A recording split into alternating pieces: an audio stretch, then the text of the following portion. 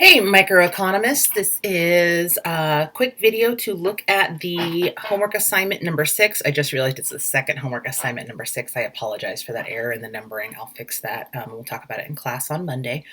But I just wanted to give you guys a little bit of a video and looking at how to solve some of the problems, especially that first problem in the homework assignment, looking at public goods, common resources, and negative and positive externalities. And so the first one, I think a lot of people have some questions about, looks at a city with or a town with 3 members, and it's a cost-benefit analysis problem. So if you remember from lecture, we talked about cost-benefit analysis being something that we do when we're trying to decide whether or not to produce a public good. So in this case, the public good is fireworks. And if you think about it, fireworks are pretty hard to exclude people from, right? If I shoot fireworks over the town, everyone gets the benefit or the harm from them, regardless of what their personal value associated with them is, and regardless of how much they pay. So what we want to do here is say, okay, if the fireworks cost in the town of Bayport, I believe, the fireworks cost $420, and then we have the marginal benefit or the benefit or value of those fireworks for each resident in that town, and we can try and see if it's worth it to produce the fireworks. So Yakko has a benefit of $60. Wacko has a benefit of $150.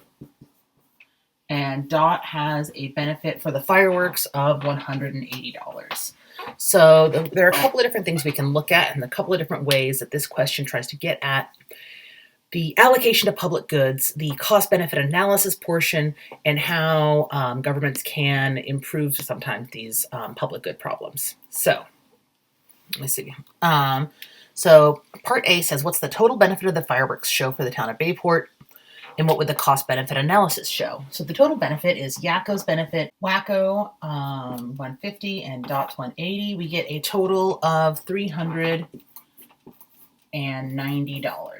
of benefit.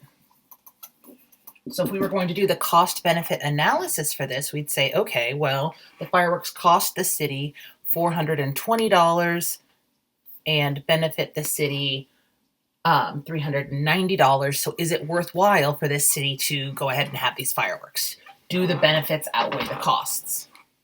No, right? The fireworks do not pass cost-benefit analysis because the cost is $420 and the benefit is only $490. It costs more to produce it than the residents would appreciate it, right?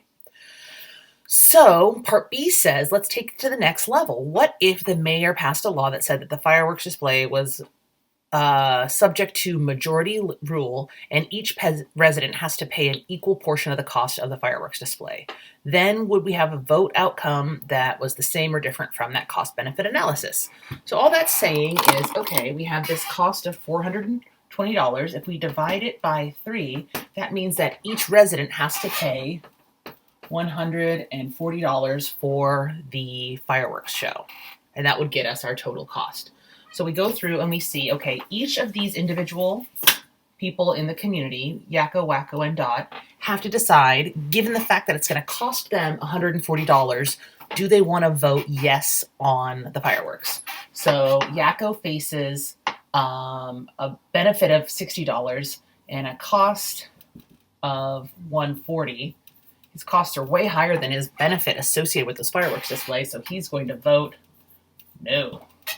Wacko places a value of $150 on the fireworks. So if the cost is only, again, $140, now he gets $10 of additional benefit of enjoyment from those fireworks beyond what the cost to society was.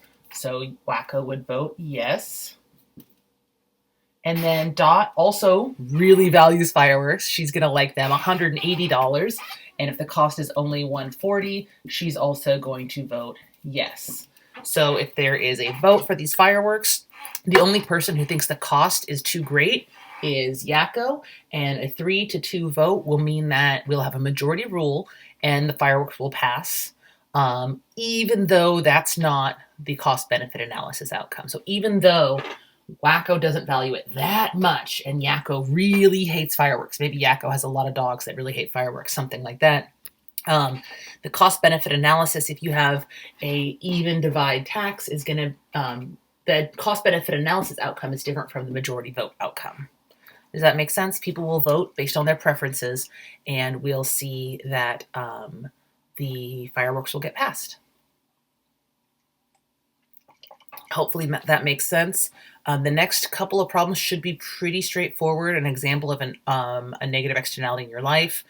For the lists of goods and services, think about whether these things are excludable or not, whether they're rival in consumption or not, and then think about whether that makes it a public good, a private good, a common resource, or a club good or congestible good. The market for fire extinguishers, I'm going to give you guys a little helper here.